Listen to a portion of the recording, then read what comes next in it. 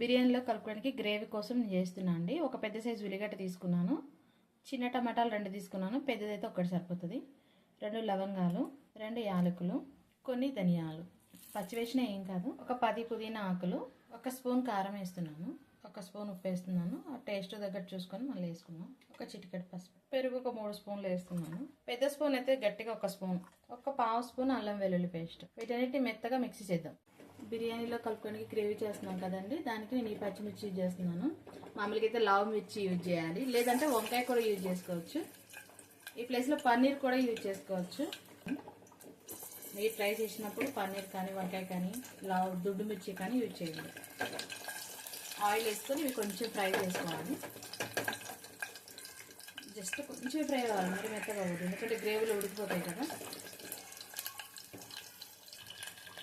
Just అలా fry చేయాలి. ఇప్పుడు నేను మిక్స్ చేసుకున్న గ్రేవీ వేసేస్తున్నాను.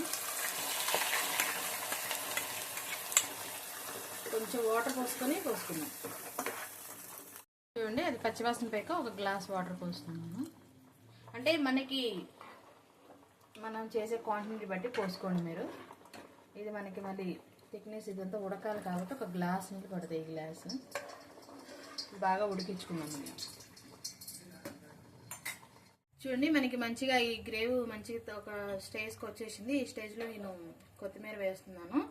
నాకు ఇలా సరిపోతుంది థిక్నెస్. ఇంకా అంతే, ఆపేసేసుకోవడం. ఇక గ్రేవీ రెడీ.